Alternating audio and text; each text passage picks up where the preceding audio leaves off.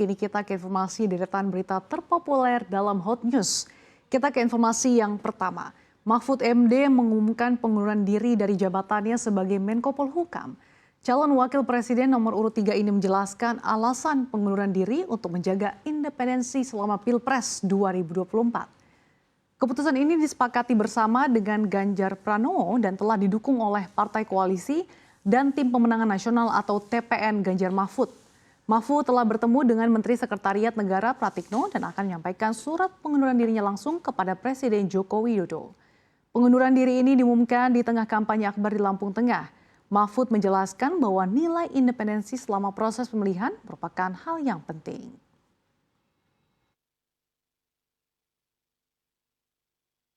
Dan surat ini akan disampaikan begitu saya mendapat jadwal ketemu dengan Presiden. Tapi saya bawa terus karena memang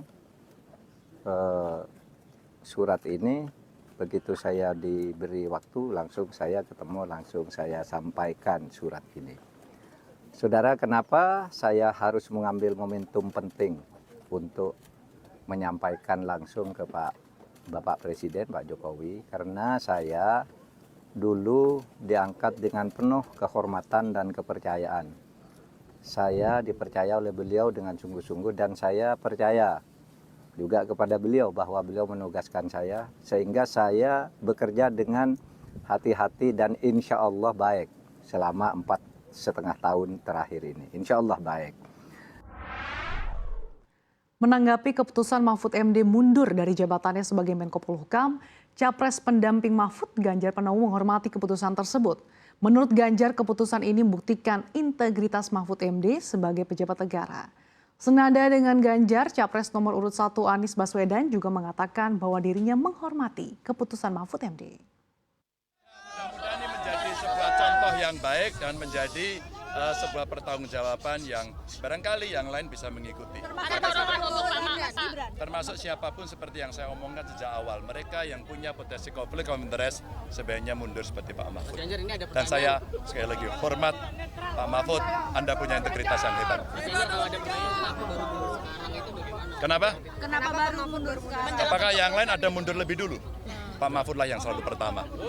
Oke. Hari ini kita sedang bersyukur dapat dukungan besar di Madura.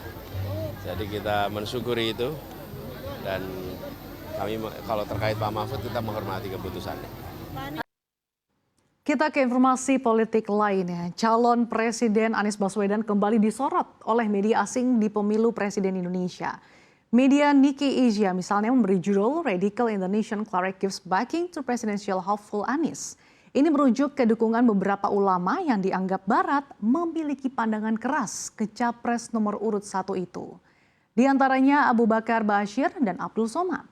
Menurut media tersebut, calon Presiden Indonesia Anies Baswedan telah menerima dukungan dari seorang ulama yang pernah menjadi pemimpin spiritual kelompok ekstremis di balik pemboman Bali tahun 2002, sebuah serangan teroris paling mematikan di negara ini. Dalam rekaman audio yang menjadi viral di media sosial bulan ini, Abu Bakar Bashir menggambarkan mantan gubernur Jakarta itu sebagai kandidat yang akan mencoba memerintah negara ini dengan hukum Islam semaksimal mungkin. Media ini pun mencantumkan Anies juga mendapatkan dukungan dari Abdul Somad yang ditolak masuk ke Singapura pada tahun 2022 karena apa yang disebut oleh negara kota tersebut sebagai ajarannya yang ekstremis dan segregasi. Media tersebut juga masukkan pendapat pengamat bagaimana strategi yang sama memenangkan Anies di pemilihan Gubernur DKI Jakarta tahun 2017. Kala itu Anies menang melawan petahana Basuki Cahayapurnama atau Ahok.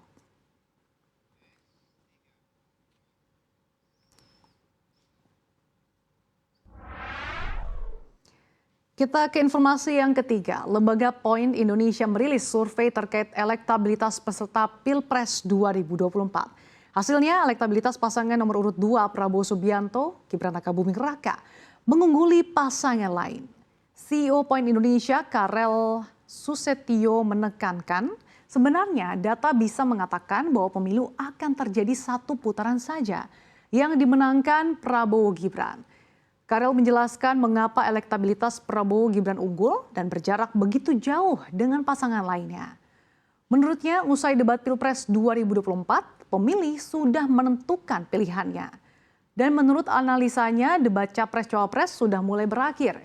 Kini publik atau pemilih sudah menentukan pilihannya. Survei ini menggunakan teknik sampling telesurvey random digit dialing. Jumlah sampel dalam survei ini adalah 1.500 responden dengan margin of error plus minus 2,53%. Pengumpulan data melalui pembangkitan nomor mobile phone, waktu pelaksanaan survei 26 hingga 28 Januari 2024.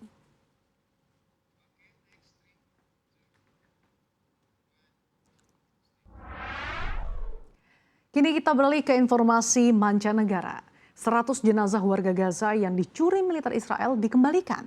Sebagian jenazah itu berada dalam kondisi tidak utuh. 100 jenazah itu pun langsung dimakamkan. Israel telah menyerahkan kepada otoritas Palestina jenazah-jenazah warga Palestina yang dibunuh oleh pasukan Israel dalam perang Gaza dalam beberapa pekan terakhir. Jenazah-jenazah tersebut yang telah ditahan Israel diserahkan melalui penyeberangan Kerem Shalom yang dikontrol Israel. Jenazah yang dibungkus plastik biru itu dipindahkan ke lokasi di Rafah dengan truk pendingin. Kementerian Kesehatan di Gaza tidak segera mengatakan berapa banyak jenazah yang telah diserahkan. Namun warga menyebutkan jumlahnya sekitar 100 orang. Israel yang memulai serangan militer di Gaza setelah militan Palestina dari wilayah pesisir mengamuk di Israel Selatan pada 7 Oktober tahun lalu tidak segera mengomentari penyerahan tersebut. Pejabat kesehatan Palestina mengatakan jenazah tersebut adalah warga Palestina yang dibunuh oleh pasukan Israel selama serangan mereka. Dan jenazahnya pun telah digali dan dibawa ke Israel sebelum dipindahkan pada hari Selasa. جثة ما بين جثث كاملة وأنصاف جثث وفي أعضاء لكن يعني أكياس أو كأكفان اللي وصل 100 كيس.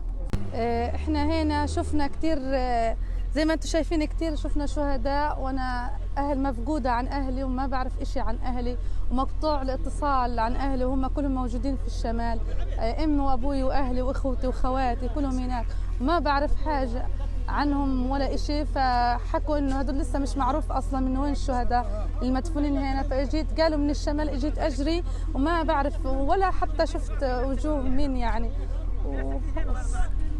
ووصلنا لمرحلة كتير صعبة وإن شاء الله تتصلح الأمور ودمرت حياتنا تدمرت.